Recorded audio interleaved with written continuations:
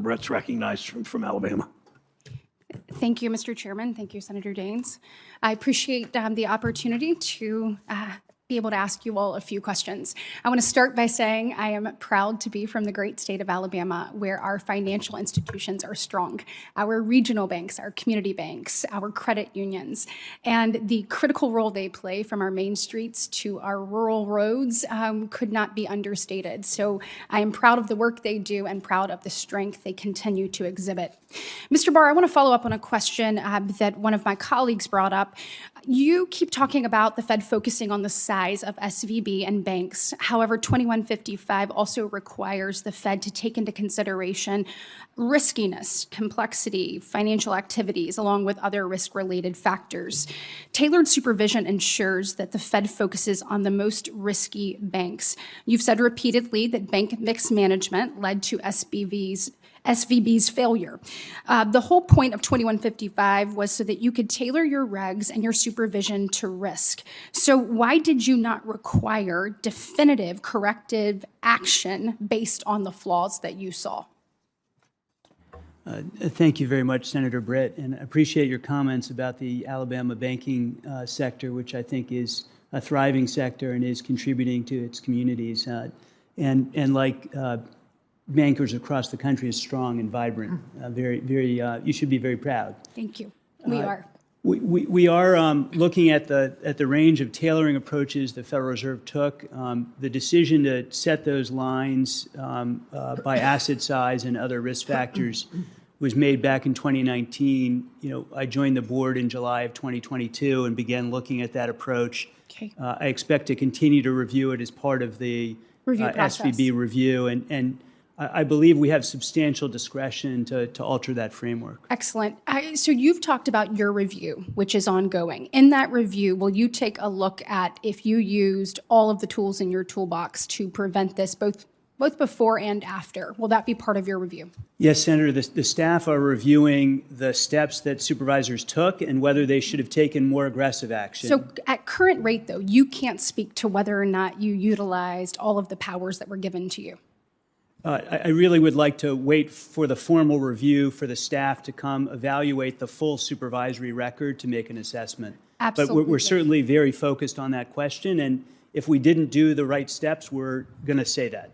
Yes. Well, I find it concerning, though, when you all were asked, each one of you were asked, would you like to see more powers, more strength in this? Every single one of you said yes, when you don't actually know if you utilize the tools in your toolbox correctly, or if the people that were under your supervision were supervising appropriately. I think that's what people hate about Washington. We have a crisis, and you come in here without knowing whether or not you did your job. You say you want more. That's not the way this works. You need to be held accountable, each and every one of you. I'm a big believer you got to own your own space. And speaking of, Mr. Gruenberg, I want to talk about yours. So you are not the primary supervisor here. Obviously, that's the Fed, but you are the non-primary supervisor for SVB, or were. Is that correct? Yes, we have backup supervision. You have backup supervision. You had that before Dodd-Frank, correct? Yes. You had it after Dodd-Frank, correct? Yes. And 2155 did not change that responsibility that you had. That's correct. Right. So in that role, what did you do prior to the bank's failure to exercise that power? Yeah, in this instance, we were working with the Fed as the institution was experiencing difficulties, but I think it's fair to say that it was in a supportive role with the primary regulator. Okay, but you did raise this to the primary regulator. You did exercise We were that working authority. with the primary regulator in regard to the institution. Excellent. I am so glad to hear that. We have to make sure that we are working together and doing our job in order to prevent these things from happening in the future.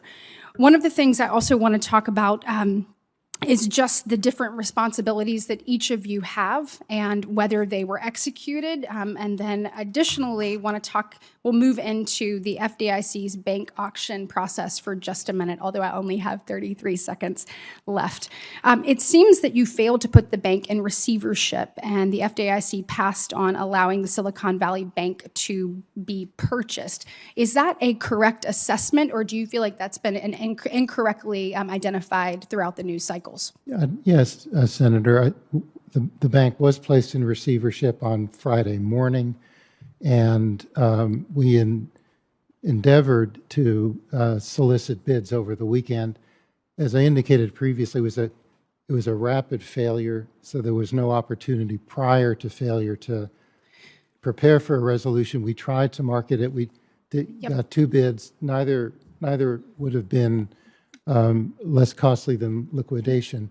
So we then proceeded to put in place a process where we were able to bid out. Yes, and I am out of time, but I will say, in 6 months prior, JP Morgan noticed that there was a problem, their equity research team, and then Moody's obviously met with SVB prior to saying that they were going to downgrade. So I've heard you all say this was a rushed process.